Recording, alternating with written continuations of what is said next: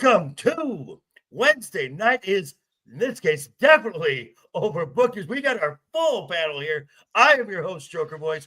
Welcome, everybody, to the midweek discussion about the world of professional wrestling. We got a lot to talk about. Let's not waste any time. Going to my stage right is my co-pilot. We love him here despite his horrible takes. From parts unknown with the lovely skyline, tonight it is LeftEyeEgo. Ego, how are you, sir? I'm doing good, man. Feels great to be alive on a Wednesday night, so I'm ready to get into it. Let's go, guys. All righty. And directly to his stage right, we have the man who has a group of friends who likes to watch the holes of worms in space. I just watched the show. It's quite humorous and entertaining watching Bajoran violence. It is Duke Dillon 95. Bradley Burnett, how are you, sir? Personal stuff aside, doing okay, and I have a voice modulator now. Ooh. Brad has got some toys. All righty. And directly beneath him, it is the overbearing heel Baconator, hailing from parts unknown, the unbearable 73. Matt, how are you, sir? I'm doing well tonight, gentlemen. Hopefully we'll have a great show. And directly beneath myself, returning, making his cameo appearances. Hopefully he'll last longer than Zack Ryder and Dolph Ziggler did. It is Laurence Knight. How are you, sir? I'm good. Glad to be back. All righty. Hey, y'all. Hello, Jacob Ironside. So, before we get into the meat of the show, some tragic news happened. We were told that CM Punk was not medically able to be on Monday Night Raw. Come to find out the real story. Larry, the beloved dog of AJ Lee and CM Punk for the last 10 years, passed away. If anyone has been a dog lover, a fan of their family pet, you know that this is more than just an animal. This becomes a member of your family. And Ego, I know you're a dog person. If this happened to any of your dogs, what would you be going through? I didn't understand it until Shiro's first dog passed away. It's a lot. And I can only imagine now what it will be like with the dogs that I have, that I've, raised myself with Shiro. It will be devastating. And, I don't know if I'd be able to work the next day or the day after that. Honestly, it takes a lot more out of you than you would think. So I understand why he was not able to, perform that night. Brad, your dogs have made a few cameo appearances on the show. What would it be? Hello, Thomas Preston. How are you, sir? If this happened to any of your dogs, it will happen. Okay. My one dog is 14. Oh, okay. So he's actually got a little bit more pep in his step. We got a good medication for his arthritis. But I may not stream for a week or more. It will be my first dog, and I'm getting upset right now thinking about it. Okay. Matt or Larry, either of you guys own a dog and have had to go through this? I've had to put dogs to sleep. I had a pit bull that was very close to me that collapsed and basically turned into this is a quadriplegic where you're just paralyzed from the neck down. Yes. Yeah, she just dropped right there, and Wow. I had to put her down. The last we had another dog that got sick and died. I came home and she was dead. And the last one that really did it for me, and I haven't owned the dog since. Family dog that passed away the night before Thanksgiving he died in my wife's arms, who at the time was my girlfriend. Oh boy. Matt, any experiences? Yeah. Years and years ago, I think we had a Doberman named Max. We had a rescue, and from a very bad owner, and he came to our house, and I remember, my uncle basically took him from the guy, and because he would beat Max all the time, and he was shaky and like scared all the time, but because we were a good family to him, he came back. Eventually, he would eat Sunday dinners with us and everything. Like he would have his own pasta dish and stuff, Years ago, he lived a long time for a Doberman. I think this is a big family house, like extended family. Gotcha. He moved out when I was like 16. I think they put him to sleep when I was like 20.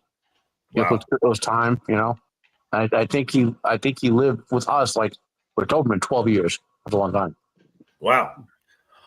All righty. So I've just been checking here. We're already at 6 likes, folks, which means we are more than halfway to our goal of double-digit likes. This is for every show. This is our goal. We want to talk to Momo. Once we hit doubles, we talk to Momo, and we love Momo here. So if you look down in the description, as you hit that thumbs up button, you'll see links to all of our socials. We all have YouTube channels. We would all love your eyes, your subscriptions, all the thumbs up. So if you don't mind, folks. I'd say you better subscribe or we'll bash in some skulls, right?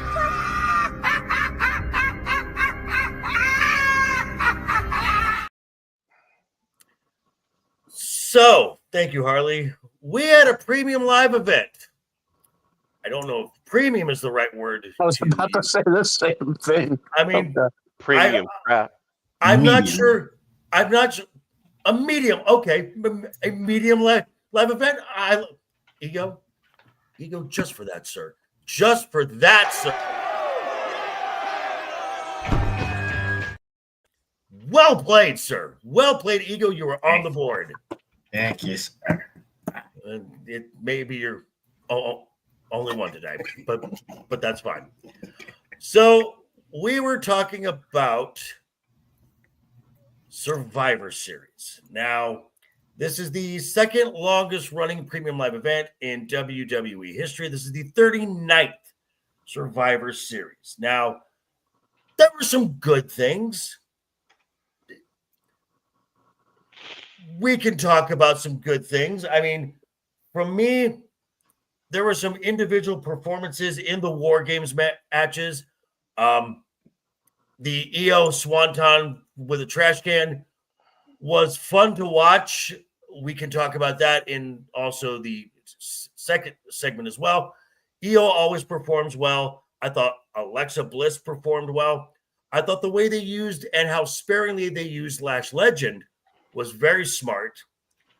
I thought that as overbooked as it was, the Intercontinental Championship match, where, yes, it was completely overbooked. John Cena not only put Dominic Mysterio over, he put over Raquel Rodriguez, he put over Roxanne Perez, who got into the match and got to hit their finishing move on John Cena, and also puts over Liv Morgan, as Liv Morgan is the last female talent to share a ring with John Cena, and she pulled a John Cena. A la Money, a la Elimination Chamber. And I thought the men's War Games match was far better than the women's match, with the right outcome. One of your top stars taking a pin, which WWE seems to be adverse from doing. Yes, well, she more kicked his John Cena, but so let's just go around the horn. Larry, you have been here the least, so I want to hear you first. Highlights throughout the show. For me, the highlight of the show was the ending credits. Okay.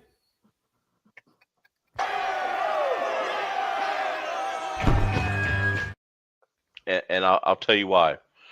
I was against this pay-per-view from the freaking start. Okay.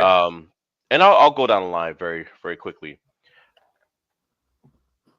I didn't like the fact that this was a 4-match PLE. Okay, But- so let's so I got your energy. Let's save that for the next segment. Let me ask you this: were there any individual performances that you enjoyed?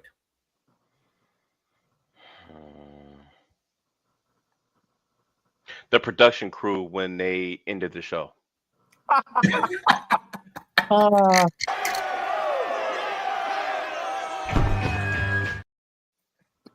Okay, Matt, I'll drop right over to you there. Anything positive? Well, okay, I will agree that the production crew did a great job, but I'll add some more. Io Sky did the champion's work in that match. If she weren't there, it would have been like a fast forward match. I agree. Alexa did good. Last Legend was presented very well. That little segment where she first got her push in ring push there was probably the best like production they did for the whole event. Reminded me a lot of, I think I'm going for this on purpose, the Undertaker's first match in the Survivor Series. Well, So she came across strong. You and I also said that this right before the show. Last Legend does a better Jade Cargill than Jade Cargill does. Yes, yeah. And of course Asuka and Kyrie did okay because they're used to the type of match. Dom versus Cena, that's the best match of the event. Of the night. Yeah. Best match of the night. I was a little worried in the middle, but overall that's the match as a whole that I enjoyed the most. Stephanie did the God's work putting Nikki over somehow. And then with the final match, which again had the proper outcome, Braun Breaker and Brock Lesnar had all the energy on their team. When they were being featured in the match felt strong from that side of the team. Punk did a great job putting everyone over. He took a freaking beating, Yep. Cody might not have well been there. He could have stopped anyone else in that match. The Usos, when he climbed to the top of the ring to do the wait for that. Save that. Okay. That. Because I enjoyed Brock coming in to break that up. Brock was the highlight of the men's match to me. He was dominant putting it out, like when he was kicking ass, and he sold when he had to sell. So Brock, so that's my kind of assessment there. All right, Brad, same general questions. I have a work emergency. Okay. Ego, your general thoughts. What did you find positive? I mean, I was honestly positive for me was Dominic Mysterio versus John Cena. The entire match, the build up to it. I mean, I was watching, Dominic Mysterio going on ESPN and having all these vignettes and interviews about him. So I was hyped up about that match, and John Cena putting over an entire faction in a loss. You can't understate how great that is. Like, that's a lot of humility and someone that's wanted to push the new talent forward. And in doing so, he pushed over like 5 people. So that was the six. Yeah, I didn't even count that. So I've got that as the best positive thing about this medium live event. Gotcha. So we'll get Brad's comments when he comes back. He's got a fire to put out at work, but for the most part, I could say that maybe they should have renamed this entire premium live event Survivor Series Board Games. Yeah, absolutely. Dear God, this show was boring. Let me go first on this. For one, where were the shark cages? I know that they wanted that we're going to try something new, kind of a Royal Rumble-esque, so you don't know who's coming out. And I'm like, okay, sure, I get what you're trying to do. But with the shark cage, at least for me, there's a sense of urgency. And you can see the little bits of drama, like talking, planning, blah, blah, and trying to get the shark cage open and the sense of urgency to come in. Here, instead, you've got especially when your team is either down or getting stomped on, Rhea Ripley has to come out, do her stomp, do her hair flip, and her team is getting their ass kicked. It completely takes the sense of urgency out of the match. Also, and I'm going to compare this to AEW's Blood and Guts. One company does too much, one company doesn't do enough. The name of the match is War Games. War. You're going to war. I expect a certain level of violence. This match is a faction blow-off stipulation match. There needs to be some color. Now we got some in the men's match. And I know it's WWE, so we're never going to see it on purpose. Pardon me. In a women's match, which is why you could have told a lot better stories if the women had a traditional Survivor Series elimination match. Mm-hmm. Told a lot better stories coming out of this event. But again, with this format, you take the men's babyface team, take out Cody Rhodes, insert Sami Zayn, it's the exact same team. And it's 3/5 the same team as the 2022 Bloodline action. So we're just seeing the same people in the same match over and over and over again. And as I said at the close of last week, Paul Levesque is becoming dangerously close to doing to War Games what his father-in-law did to Hell in a Cell. Yeah. This needs to be what these matches need to be. Whoops. This match needs the stipulation. The stipulation doesn't need the match. The match has to equal the need for this stipulation, which is what they did very well with Hell in a Cell between Punk and Drew. It made sense to end it in Hell in a Cell. If you're going to do War Games every single year, you cheapen it. Yeah. So let's legit War Games. Right. So, and Laurence is going to talk about it, but I just want to say, again, the part that just took me out of the entire thing, baby faces have got the heels. They're kind of all, it's evened up. The heels got about 90 seconds until they take the advantage back. And Jey Uso goes and climbs the cage and fucking yeets. And 46,000 people. This is a fucking War Games match. Yeah. Where is it? Where is the sense of war? It does not exist in these matches. Ego, start with you. Damn. Preach it, brother Davey. Preach it. I cannot defend eating on top of the cage. I guess Wow. it does underscore the it to me underscores the problem. Thank Christ. Whatever. I mean,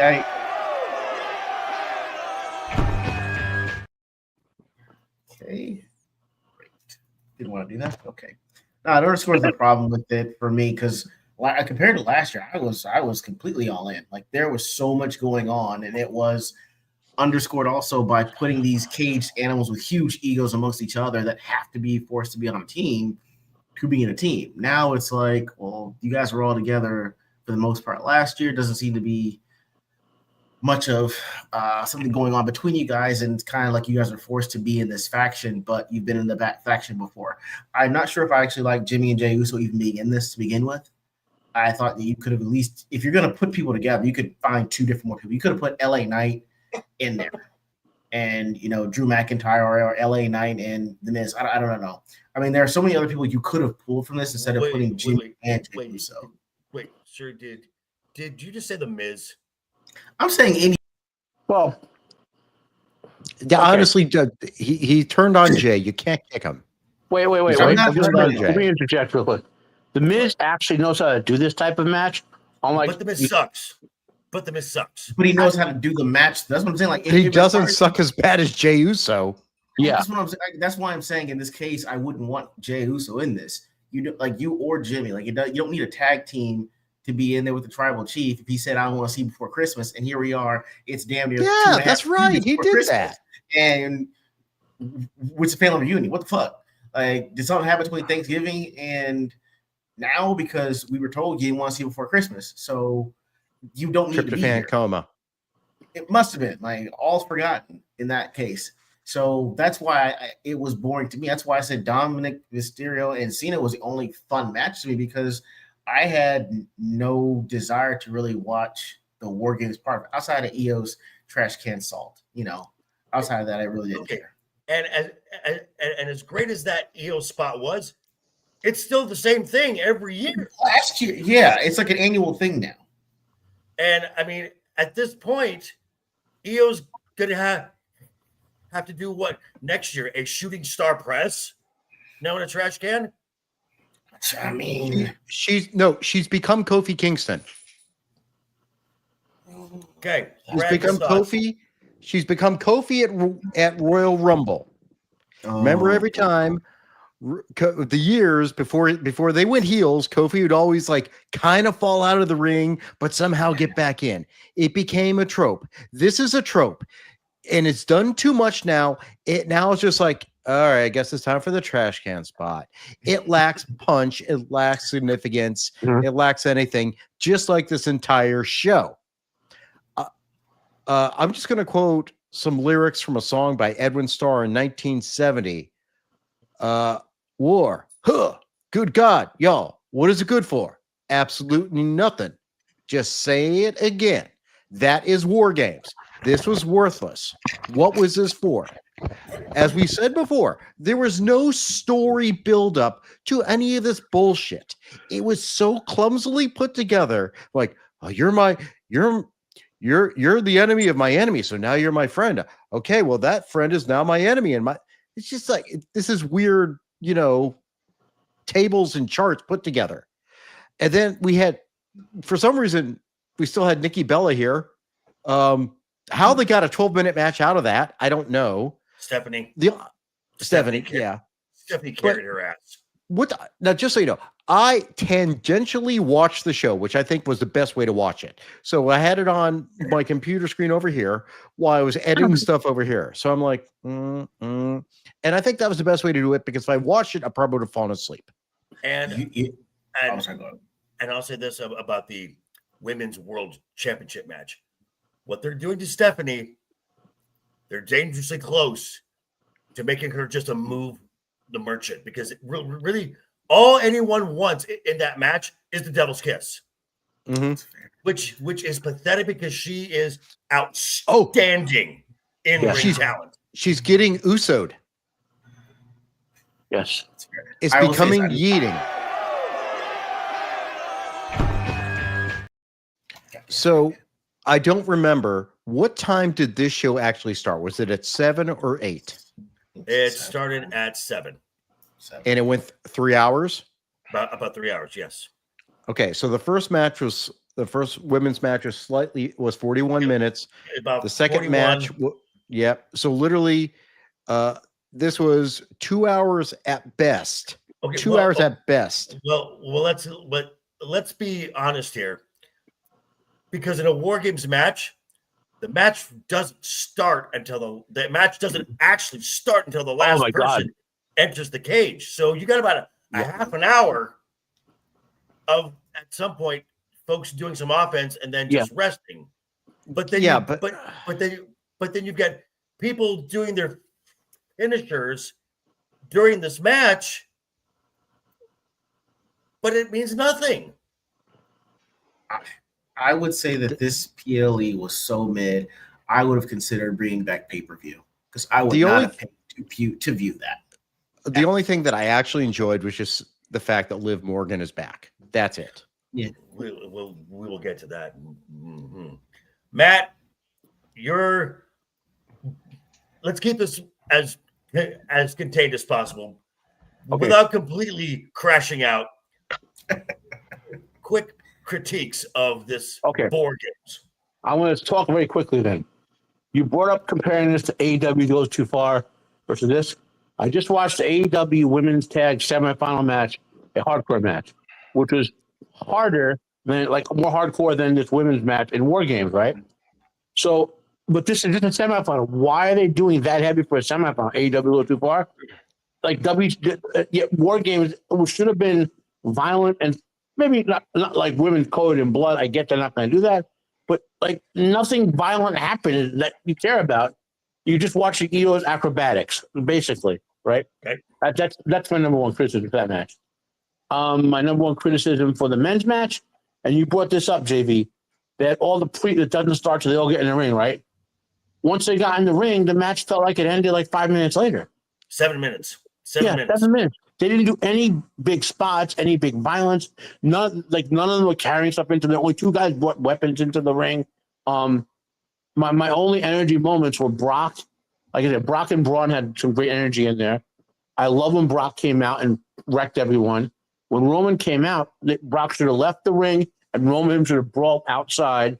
Now that was actually a smart thing. The way to use the rules and to find that loophole within the rules, because Roman was last to come into the match. So Brock, because the match hasn't started yet, goes out into the aisleway, meets him, and they do a little stuff around the ring. I'm fine with that because that plays within the rules,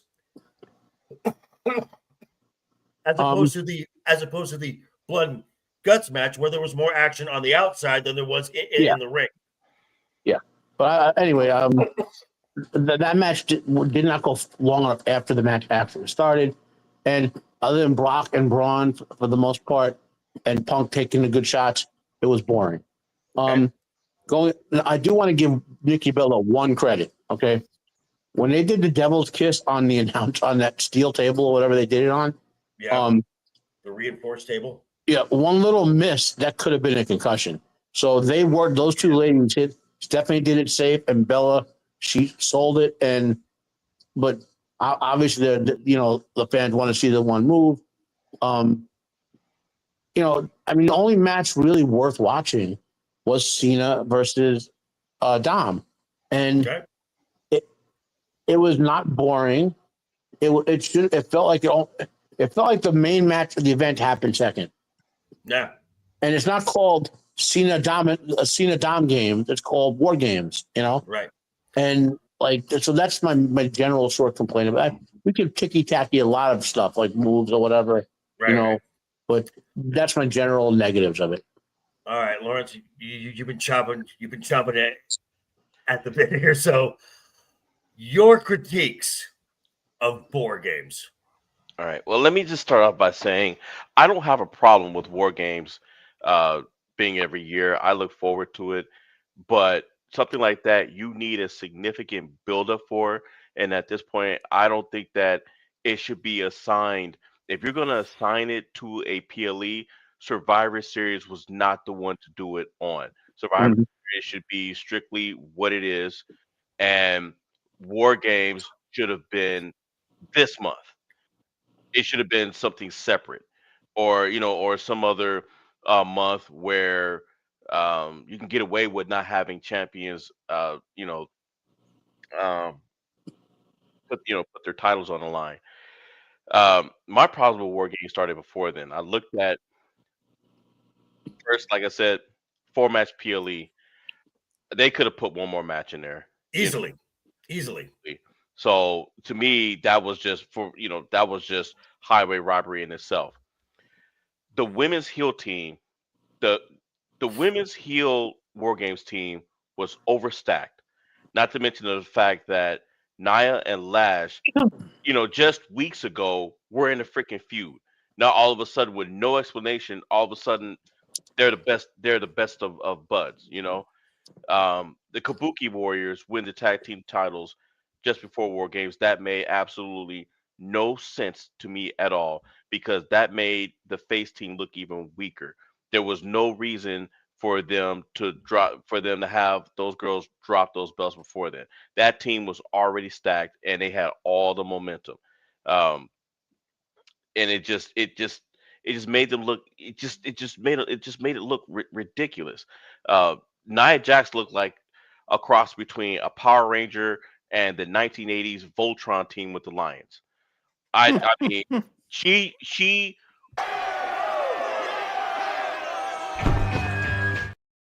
so realistically, she should not have had to touch anybody. They should have passed out from laughter once she walked out. They should all been unconscious. Um, and I am officially sick and tired of Rhea Ripley. They have succeeded in finding the female John Cena before he went on, and it is now Rhea Ripley. Whenever she comes out now, I feel like Fred Sanford. For I'm looking for Okay. yeah. Wow. I don't And Damn, I son. mentioned this, and I mentioned this. Whenever Rhea has a best friend as her tag team partner, for some reason the WWE really wants to lean into this aesthetic of let's be friends.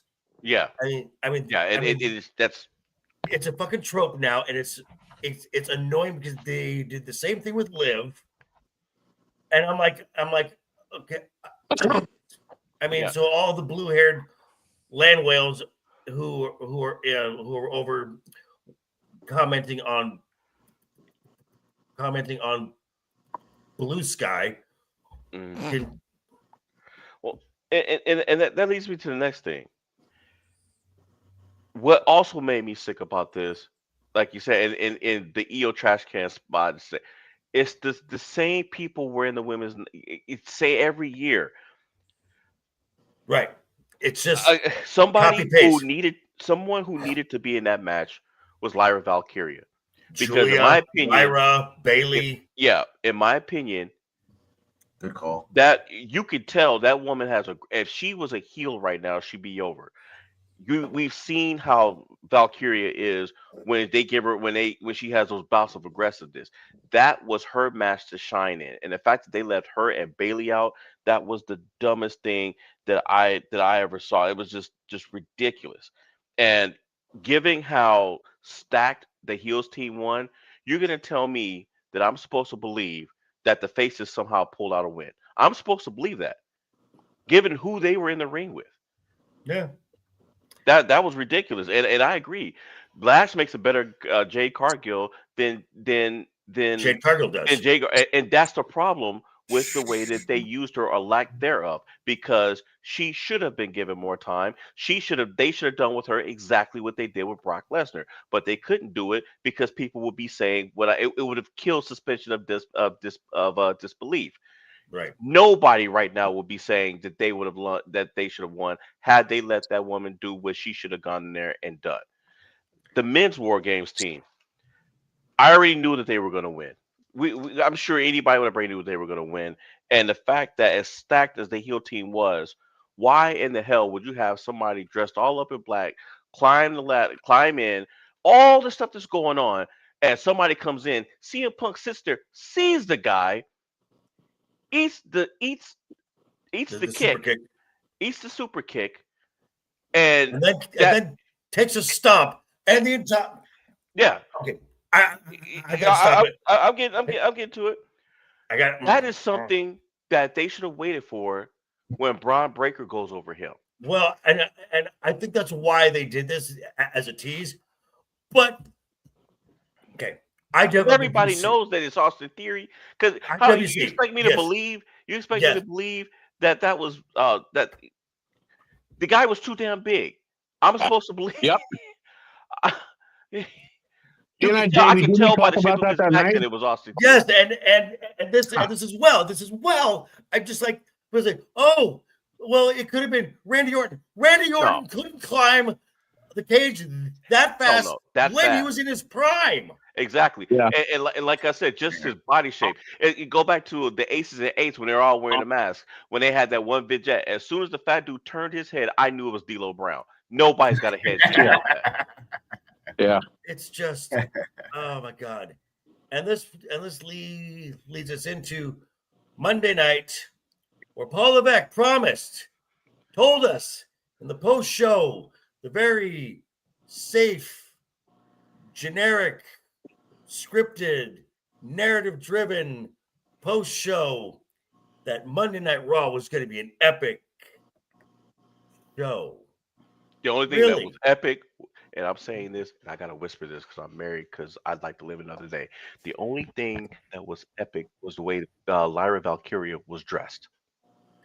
So let's go. So let's take a little thing on Raw here, and I'll leave part of this, and because we're gonna save probably the best two parts for the next segment.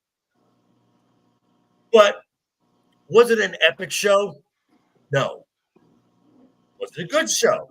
Sure. It's a good show. Yeah.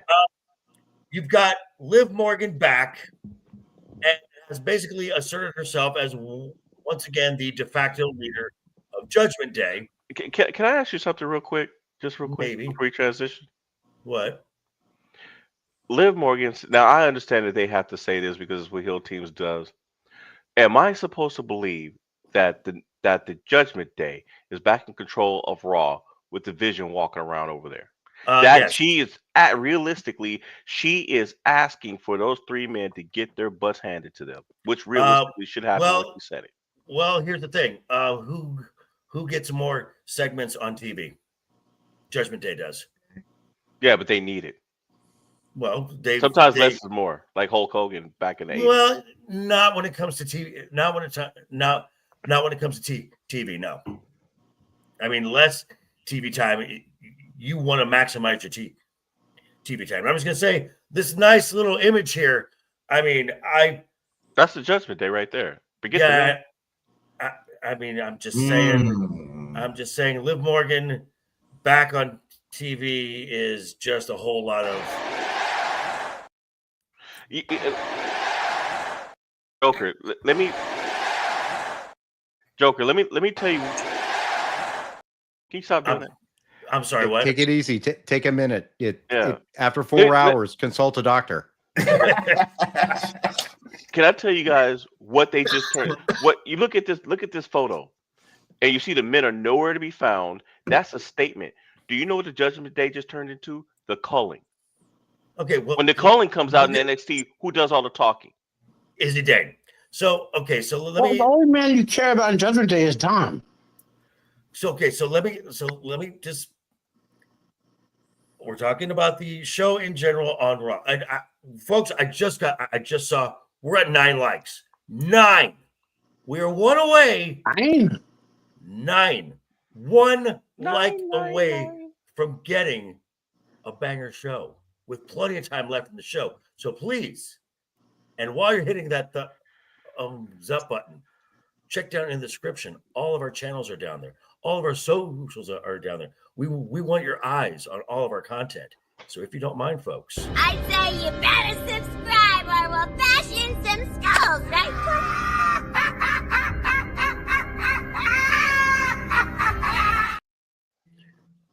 So good seeing Liv Morgan back on TV. She was desperately missed on TV. I don't think anyone's going to argue that. We also had, as we were talking about last week on the show last week, we're not getting it. Motherfucker, no. There'll be enough of that, sir. I'm naked right now. Can't you see me? Ew. My bear is naked. Wait. You got a naked bear right there. It's fair. The bears. Okay, that's just okay. And he's embarrassed about it too. You could tell. Okay.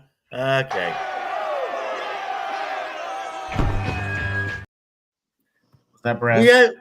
We had some really good matches. I'm just gonna say that finish to the tag team match, Kofi Kingston bouncing perfectly into AJ Styles for a Styles clash.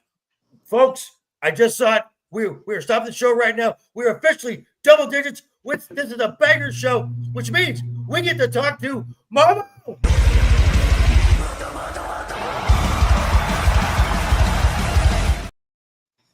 And with plenty of time left in the show, we are going to reset the goal 13. Let's get to 13 likes, and we get to talk to Momo again.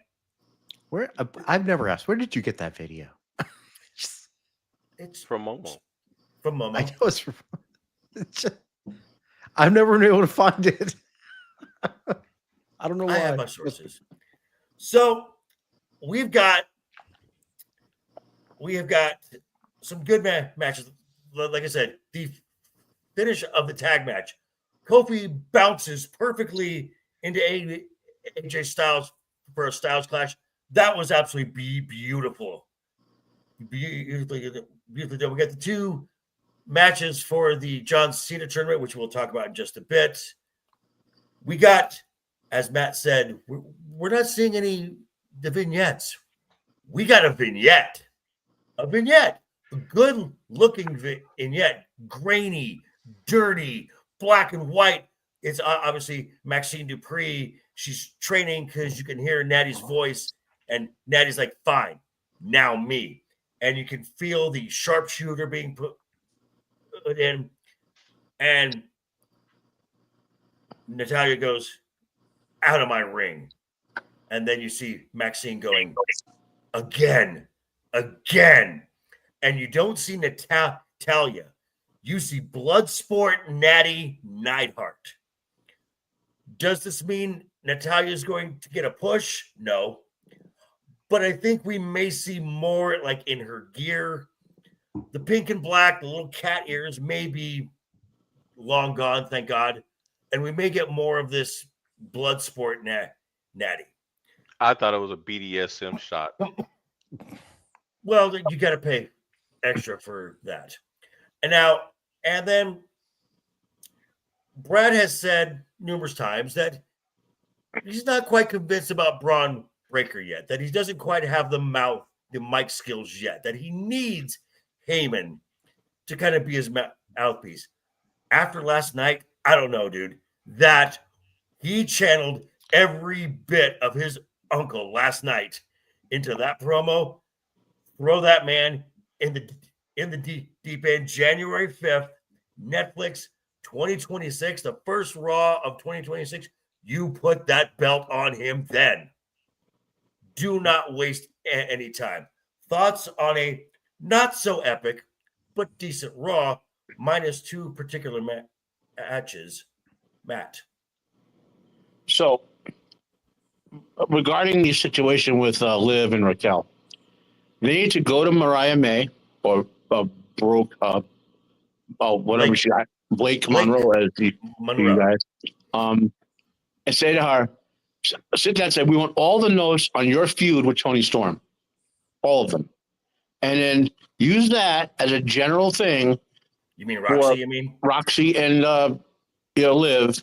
Yes. And so it lasts at least they should be friends, like best buds forever for at least 3 months, but have little things going on behind the scenes that you think, build it up, make it an epic, crushing, like maybe at SummerSlam is when it finally comes to a head.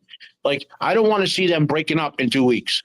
I don't want to see a sudden heel turn in a women's tag team title 3 weeks from now on SmackDown or Raw or whatever, where like Liv tags Roxy too hard or Roxy kicks her in the groin. I don't want to see that. I want you just like Jericho and KO. Remember that build up? Like, we could see it coming for like 6 months, You just made the list.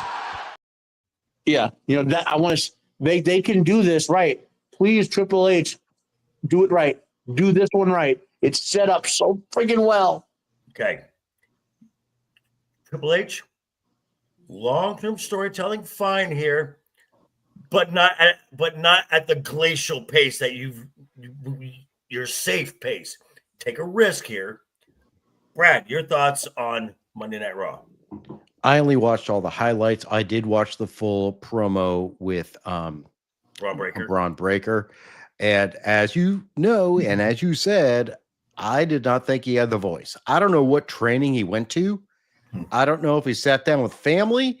I don't know if he had Paul and the Steiner Bros just running lines with him. But I'm like, holy shit, who the hell is this dude? His voice even sounded deeper. That's the thing, because I always said it's like his voice was just a little too high pitched. It's like Yes. maybe started smoking. I don't know, but he sounded menacing. It was like, I'm gonna, like Mike Tyson whenever he threatened somebody. Yes. It kind of sounded jokey. Although Tyson could legitimately murder Kill you. people. Yeah. And we know, Braun Breaker, I mean, if in a right situation, he probably could just look at the dude. But this is all, WWE sports fantasy. Now he sounded menacing.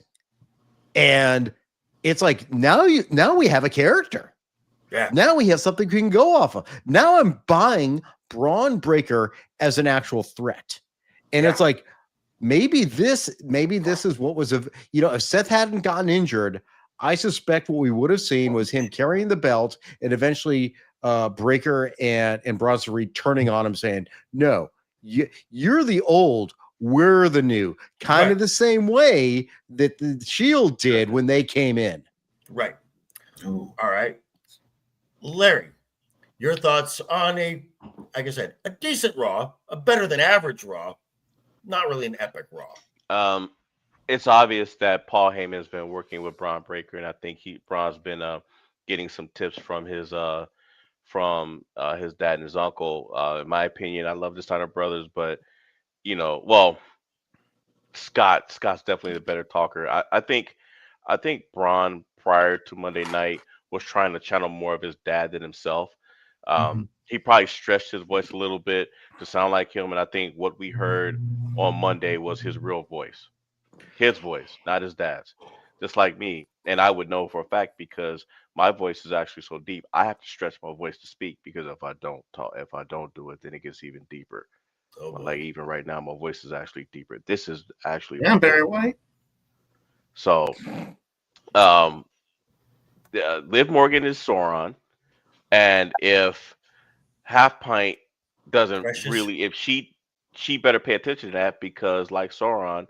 Liv Morgan doesn't share power. No. So Half Pint better be she better be concerned.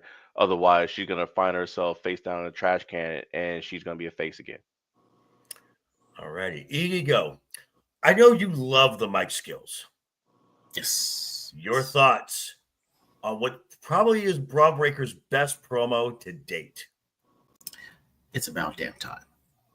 I think that we all thought that because he, with credit to what Laurence was saying, he probably was trying to challenge, the other Steiner instead of himself. Yeah, and so his voice sounded kind of flat or thin, and you're thinking, okay, if it's going to be like that, then you might want to have Paul Heyman speak for you. But literally, we know that when he actually settles down and uses his words, it's actually a really great promo. I mean, I'm not saying it's the same thing. I'm not saying that I'm trying to compare the two, but it sounded to me like Sid Vicious, like someone that's going to talk and actually be a threat and back it up. So I like where this is headed. I thought that he was going to need Paul Heyman if he was going to be a champion, and it looks like he's probably going to be able to do this without Paul Heyman speaking for him and still be a champ by the beginning of 2026. So I'm very excited. I mean, other than that, that was the only really highlight for me. I would say that I really expected Liv to do something to where, like, at the end of the segment, she's hugging them so that slow burn. A slow burn is going to take time. This is going to take time. I guess, but it's like okay. I want to give Ego some credit. Okay, so last week you had your Tommy Dreamer comparison; it was horrible. This week, your Sid Vicious comparison was good. Okay. Yeah. And I want to say, I know you were like probably looking for something, like looking for a facial expression from Roxy or from Finn, just to be like, huh? What? Like something that everyone else in the group wouldn't notice, but we, the audience, would notice, like, oh, there's going to be something coming here, something coming here, something coming. This is going to take some time. I don't mean I get it. I don't mean for them. I'm talking about from Liv herself. Like I'm saying like she's hugging them so that Roxanne and Roxanne Raquel? and Raquel are facing one direction. She's facing the other, and they're smiling to the crowd, but the other crowd, the other side, can see Liv like, I don't know, and that's fine. I'm okay with that. Something that simple, because it is. You wanted something. Like, you wanted just a little tease of something, just a little bit. Just like even when you do like Bailey does her little flip switch, and turns to Kaylee for like 10 seconds. You're just like, okay, I see something's gonna happen, but I'm noticing how we're going to get here. Because I don't want to have to wait 6 months and then we have how did we get here? And then we got to talk about, we had to go back. And now that we see this, now that we know what happens now, I don't want to do that. I'd rather have the inkling when you come back and then it trickles from there. Speaking of getting some answers, we got the finalists. We know who's going to be in the finals for the last time is now tournament. Thank the gods. Robbery. Thank the absolute wrestling gods. The nightmare scenario did not happen because nobody, I repeat, nobody wanted to run back Gunther and Jey Uso. Yeah, say yeah. I mean, if it's a choice dude. If it's a choice between yeah and yeet, I'll take yeah. I'm sorry. Well, yeah, is Joker. Yeet is like white heat, so it's like now Joker. I don't think you understand the appeal of yeeting on top of the War Games cage.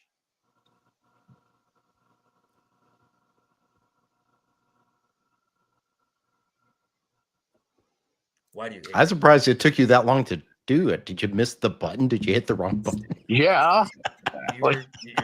You're just kind of Yeah, JV. Shut up. All you. I won't even attempt to face that one. So we had Jey Uso versus LA Knight. LA Knight goes over, and then Jey Uso has a little temper tantrum at the end. Hissy fit. Little hissy fit. Oh, you poor baby. Ding dong, the heat is gone. And it's I get what they were trying to do. They're trying to create a layer of character that we're supposed to feel some sympathy for Jey Uso. Seriously, no one cares. I don't have one shred of sympathy for Jey Uso. The man got the entire year of 2025 handed to him. Handed to him. And has shown that he is not cut out for the big lights. Then we had another great match. Gunther versus a surprisingly Solo against Solo. Surprisingly a good match. Probably Solo's best singles match since he's come to the main roster. Which surprisingly, the three best matches in this entire tournament, this failure of a tournament overall, Gunther. Shocking. So this Friday, on SmackDown, LA Knight has earned the right to lose to Gunther. Matt, who's going over? I mean, Gunther's going over. The only way this makes sense is based on what I've seen is Gunther going over and beating Cena. That's the only sequence I see. That's the moneymaker right there. Okay. Yep.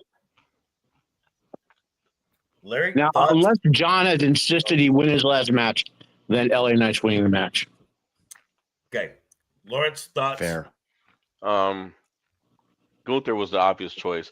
Before he came back, actually, I still kind of feel that John Cena losing the IC title, it kind of ruined the chance for someone else to pick that title to beat him in his last match.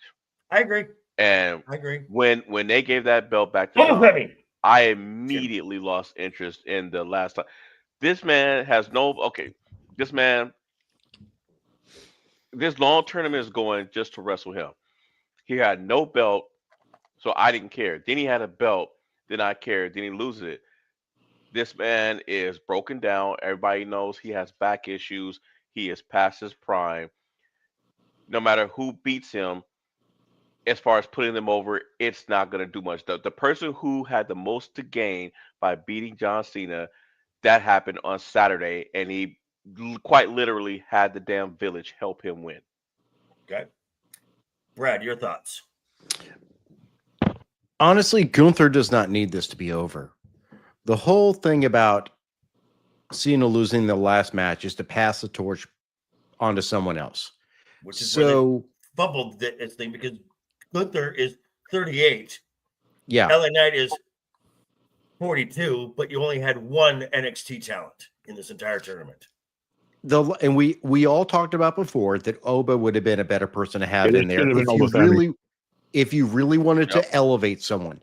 So honestly, if like you said, like someone said earlier, if Cena wants to win the last match, honestly, it should again be against LA Knight, not against Gunther, because Gunther needs to be a more stronger overall opponent to anyone. So I would say I still think it's going to be Gunther, and Gunther will triumph. But if Cena wants to win, then it's going to be LA Knight, and it's going to be a respectful ending where it's a clean win by Cena, and it's a handshake. Yep. There you go. That's the only way it works for LA Knight. But I think if he wins, also I think it works better for Gunther if he beats him, because Gunther's got the heel heat and Cena's still running the face heat. If LA Knight wins, who's a quasi face right now, that could be problematic. Gotcha. All right. Ego, quick thoughts. So for me, I think it's gonna have to be Gunther for the absolute destruction and destroyer of careers title. That's gonna have to go to Gunther. LA Knight, I mean, it seems like you'd be giving it to him because you recognize how much you screwed him over with a lot of the Jey Uso matches and the CM Punk matches. So I'd rather see LA Knight, if he's gonna win clean on something like that, and not be given this match to go over just to be like, hey, we're sorry we screwed you over for like 3 months. I really do like the idea. 5 months, you mean? I mean, the last 2 months are, plus or minus standard deviation. So I'm gonna go 3. Yeah, I'd rather see Gunther absolutely just destroy John Cena. It'd be a fitting end. You couldn't have lost to a better technical wrestler. I actually think, as boring as sometimes as his matches can be with Gunther, I think this one's going to be actually a really great one. Okay, now speaking of John Cena's last matches, this brings us into the staple of this show.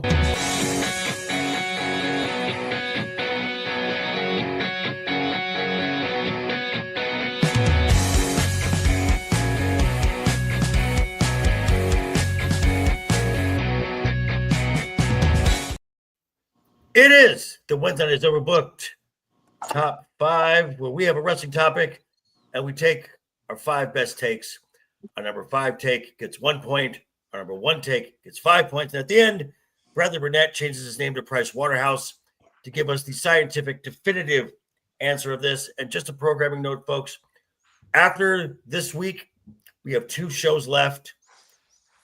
Next week is our second to last show. And then the following week, December 17th, is our best of 2025 show, where it is going to be all top 5s. We have 6 categories. I'm going to announce the finalists of all the categories right now, so you at home can also take some notes and maybe chime in during the end of the year show. Now we have, our first category is the what the fuck moment, something you just did not see happening. In no particular order: the John Cena heel turn, the Paul Heyman double cross in the main event of WrestleMania Night 1. It's just a name, but JC Jane, if you know, you know. We also have Jey Uso winning the World Heavyweight Championship as a what the fuck moment. And Maxine Dupree Maxine Dupree. You know, we should also we technically we have an honorable mention of Ego turning on Jade and Jay. And Jay, that is an honorable mention. For our NXT MVP, again, no particular order. Blake Monroe, JC Jane, Javon Evans, Oba Femi, and Sol Ruka. For premium live event of the year or pay-per-view of the year, we added it all. It just happened to be WWE. It was Crown Jewel, Elimination Chamber, Evolution, the Royal Rumble, and SummerSlam. For the male performer of the year, CM Punk, Cody Rhodes, Dirty Dominic Mysterio, Gunther, and the Samoan Werewolf, Jacob Fatu. Female performer of the year, Alexa Bliss, Becky Lynch, Io Sky, Rhea Ripley, Tiffany Stratton. And for match of the year, Cena versus AJ Styles at Crown Jewel, Gunther versus Punk at SummerSlam, Io versus Rhea at Evolution, Io versus Rhea versus Bianca, Night 2 of WrestleMania, and Sami Zayn versus Kevin Owens at the Elimination Chamber. But we're talking about our top 5 John Cena matches. So let's run through these. Ego, you're number 5, sir. All right, this is probably not going to be on anyone's list at all, but I'm going to mention it. Cena v. Rusev Battleground 2017. I'm putting this specifically because I was actually at this, and it was the first time that I've ever seen Cena wrestle live. Okay. Wow, nice. Compared to the fact that, like, I think it was it was a Punjabi prison match or whatever. Oh God, I'm sorry. It was. Yeah, I was there. I was there for that. You couldn't even watch the match. It was absolutely terrible. The one bright spot was, even though I had to watch this monstrosity of a bamboo cage, I actually got to see Cena wrestle Rusev through that and plant the American flag in Philadelphia. It was a great match. It was a great moment. I was getting to understand the hype of John Cena. I guess this is maybe 10 or 12 years of him actually being into it, but the hype was still there for him. So Gotcha. First time I seen a wrestle, I got number 5. Gotcha. Brad, you're the number 5. I just so you know, I had my number 1 from the beginning.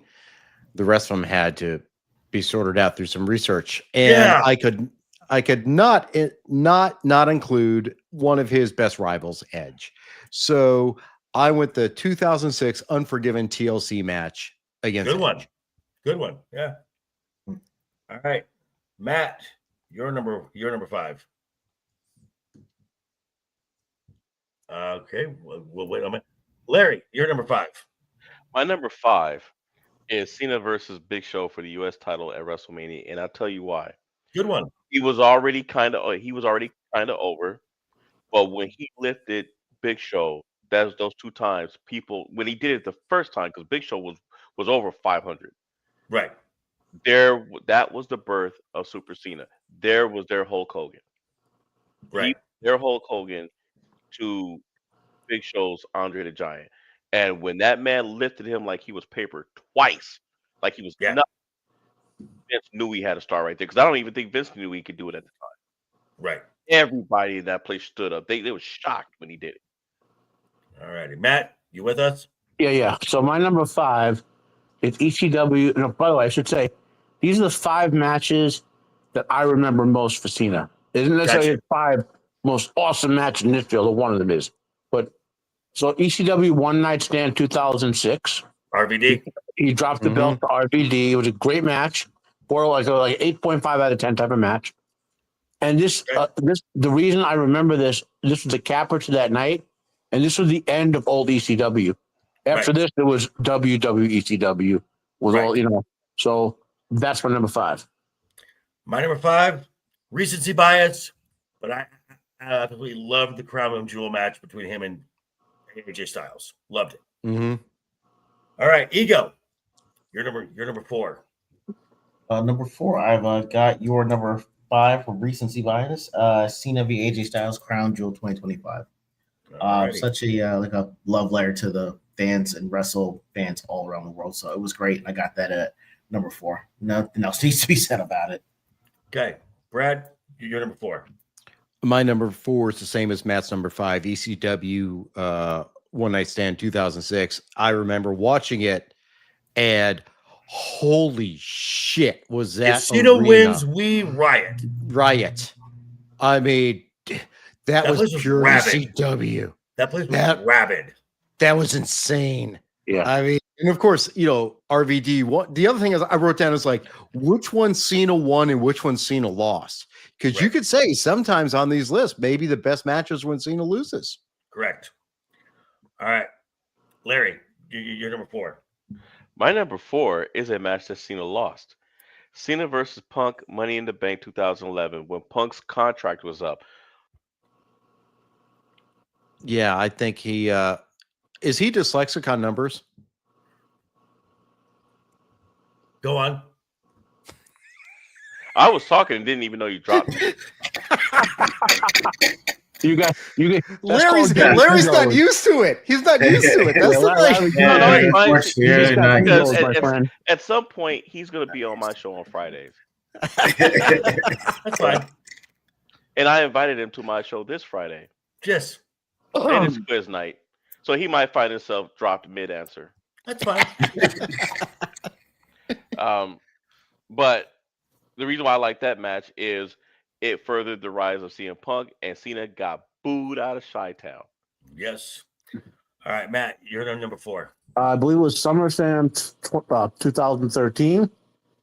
This is the beginning of Vince's effort to squash Daniel Bryan's push. If I remember the timing correctly. Cena went over Daniel Bryan. The crowd booed like you wouldn't believe. Oh, no, Daniel Bryan over Cena, I should say. Then the Money in the Bank right afterward with Triple H pedigreeing Bryan in the ring or something. I'm trying to remember the sequence of events here. But this was big. I remember it because it was a decent match, but like the whole ending got put over because Vince wanted to stop Daniel Bryan's push. And eventually led to the infamous triple threat match where Batista wins the title. I was there for that match. That play, and I can tell you right now, that whole crowd went nuts when Orton came out with that briefcase. Yeah. Okay. My number 4, 2002. Who are you? I'm John Cena. And Ruthless. what makes you think you can stand in the ring with me? Ruthless aggression. His first match on WWE TV against Kurt Angle. It's true. It's true. It's damn true. It's damn true. Mm-hmm. All right, Ego, you're number 3. Number 3, man, I love me some Shawn Michaels. So I got Cena v. Shawn Michaels WrestleMania 23. Nice one. That was actually a really good match. I mean, it was almost 40 minutes. I mean, you got a bloodied Shawn Michaels and a somewhat bloody Cena.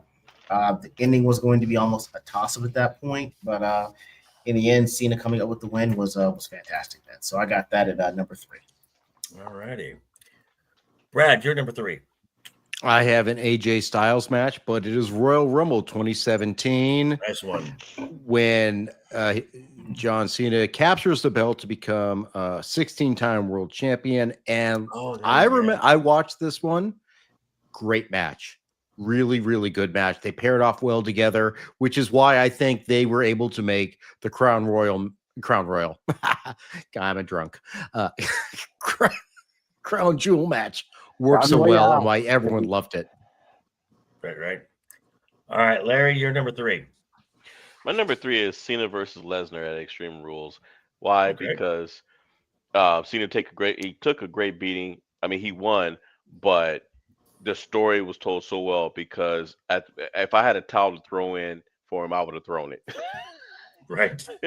and I was actually happy when he won. Matt, you're number 3. So my number 3 is from SummerSlam 2014. This match was going to be entirely different, but Cena said, no, Brock has to squash me. It's for the storyline. Cena, Cena, I guess, especially early in his career, he was known for refusing to put guys over or dictating storylines. But later in his career, he did a lot of the inside work, we call it, putting guys over, putting storylines over. And when Brock came out and squashed him like that with, 17 suplexes the crowd was counting? 16. Yeah. Yes, 16, 17. And like, the crowd was like shocked. I mean, not as shocked as when Brock beat The Undertaker, but like you don't, and that was great energy for Brock to carry forward. But that period of maybe 2013-ish through 2018-ish was like peak beast, So Right. Yeah. All right. My number 3. We're going to the Royal Rumble 2007. The Samoan Bulldozer, Umaga. This is a no holds barred. The bottom rope has fallen out. Cena's choking Umaga out with the ring ropes. It is just a violent match. It is brutal, and it's Umaga. I mean, come on now. Who does not love Umaga? I don't.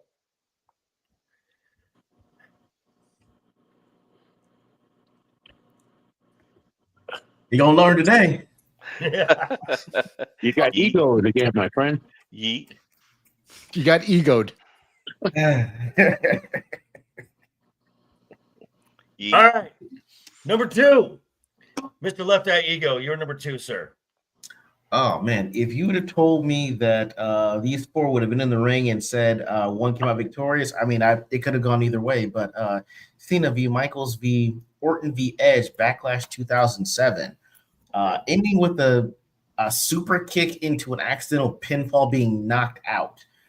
Cena wins. The buildup was fantastic. The collaborations were great. And just that finish of Shawn Michaels super kicking John Cena, but John Cena falling right on, was it Edge, I think, by accident and wind up getting the pin. The win was awesome. So I got that at number 2. Great finish, great collaborative effort. All right. Brad, you're number 2. I also have a Shawn Michaels match, but it is Raw 2007 in London. Okay. Almost an hour. I mean, this is like an Iron Man match. And I mean, legitimately, we know the limitations of John Cena, but you have a master in the ring like HBK, and Cena was able to hang and make it look really good. Ultimately, HBK went over in the end, but the fact that they held this match this long and the London crowd was freaking hot. Yeah. Got you. All right. Larry, you're number 2. My number 2 is Cena versus Owens, number 2 at Money in the Bank 2015. Okay. Outstanding match. Cena won it. I mean, he earned every bit of it. It was a great match. All righty. Matt, you're number 2. I want to say it was the Royal Rumble in 2017. Could have been a pay-per-view before or after that. It was when Cena won his 16th title. AJ Styles. AJ Styles, yeah. And I'm not saying the storyline leading into this is incredible. I'm not saying that like, the timing of this match is great. I'm saying that pure in-ring wrestling, this is the best John Cena has ever looked in a ring. Yes, it was with AJ Styles, and that helps. But like, this is like the peak of Cena's in-ring wrestling performance was this match. Yep. All right. My number 2, a match where Vince wanted this guy squashed. Cena said, "No, I'm gonna make him look good." WrestleMania 30, Bray Wyatt. Oh. I love Bray Wyatt. I love that character. Bray Wyatt should have got the win. That's a different story. But this was an excellent match. The entrances alone, the cinematic with Bray coming out, had the band playing his theme. Absolutely wonderful. Everything about Bray Wyatt was awesome. So that's my number 2. All right, Ego, you're number 1.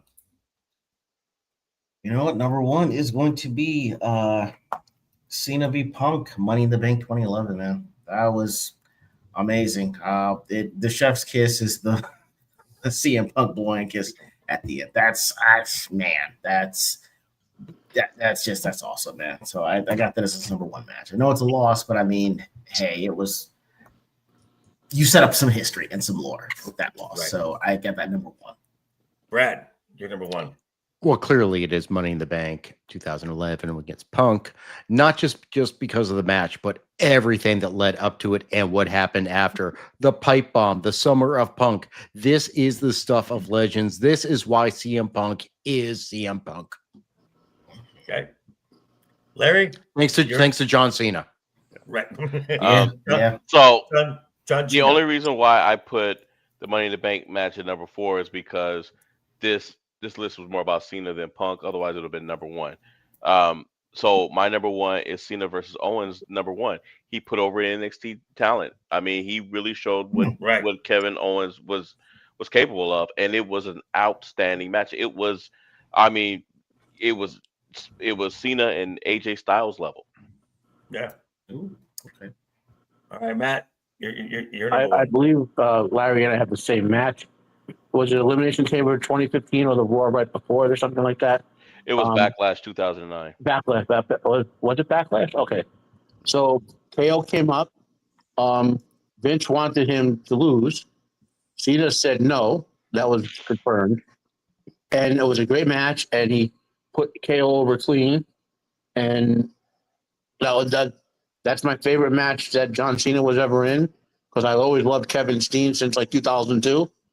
And I enjoyed the fact that Cena did good work and put him over, and there we go. Gotcha. And me, no surprise, 2011, it's CM Punk.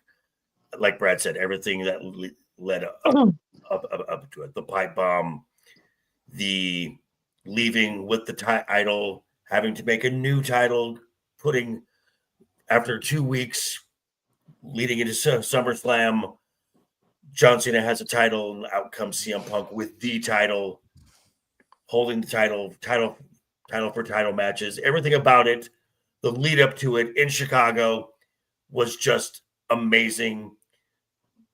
The visual images, like I said, and Ego, thank you for this right here. I got my little Funko Pop pipe bomb right there. Very cool. It's just awesome. So I think because of the first round, our number 1 rounds, we do have a clear 1, and we have a clear 2, Brad. So let's go with those. We actually have a clear 3, I believe. Okay, go for it.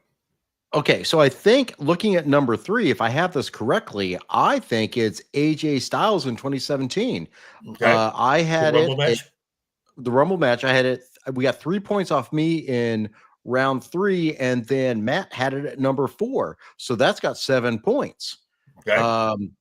After that, honestly, the come from behind was KO. We had 2 people come in with KO at number 1, and Larry had it at number 2. So that gave it 14 points. But the clear number 1, of course, not unsurprising, is the Money in the Bank with 17 points.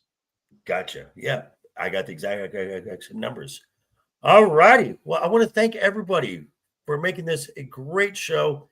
It's been a banger show. And just because it's the holidays, Momo, do you have anything to say?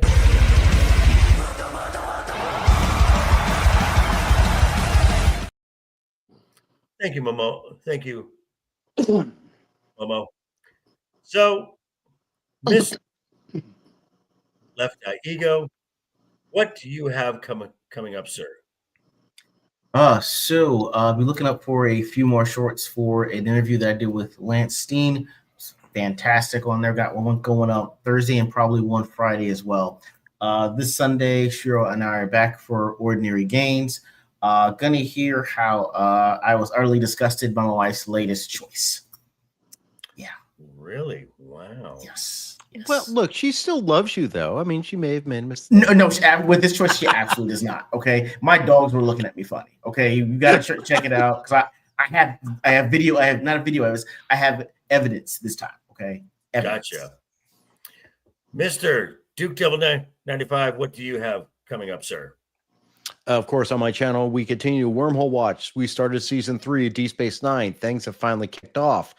And the USS Defiant, that little model's been sitting on my shelf the entire time, finally debuted. I may finally have another episode of Latinum Lounge. I've just been slowly editing. And I'm about to finish Stranger Things. I may talk about that and may want to talk about a show called Pluribus. So, all righty. Ooh.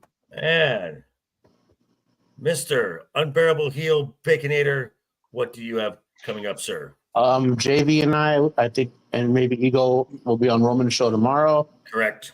Talking about toys of the 70s and 80s. I have a video dropping with my group, The Questioners, probably on Saturday. We'll be going over an interview with one of the biographers of J.R.R. Tolkien. This is a good interview. He's coming out with a book about how with Tolkien and C.S. Lewis and their experiences living through World War II, like when their sons are fighting the war and how that affected their writing and stuff like that. Called The Battle for Middle Earth, which is a really cool thing. Anyway, so we go over the interview with the author of that it'll air on like Saturday or Sunday. Yeah. Gotcha. And Mr. Laurence Knight, the Right Eye ID, what do you have coming up, sir? So this Friday, it is quiz night on Abyssal Musings, which is on my co-host Samuel the Infamous channel. And that's pretty much it. That's what I got going on this week. All righty. And as for myself, Friday, I will be dropping shorts. But as Matt said, myself, Matt, and LeftEyeEgo will be on with Roman of the Empire tomorrow, talking toys. As we're in the holiday season, some of our favorite Christmas toy memories and just really cool toys from the 70s, 80s, and 90s when toys were really cool back then. And I will probably be making a guest appearance on with Laurence Knight and Samuel the Infamous on Friday. That will be Abysmal Musings. And until then, folks, until next week, where our top 5 next week, it's already going good to be here. We're going to be talking about the best of 2025 in our last show. Top 5 next week is our top 5 disappointments in pro wrestling for 2025. But until then, I want to wish everyone a safe rest of your week. Keep talking, keep smiling. Until next time. Toodles! Absolutely. Take care. And here we go.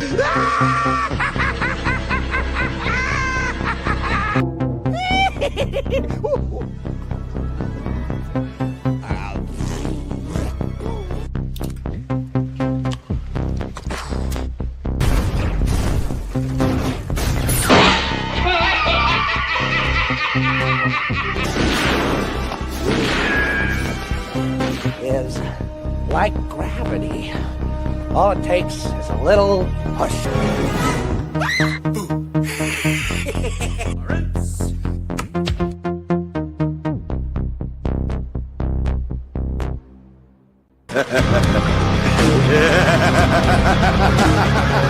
Ah!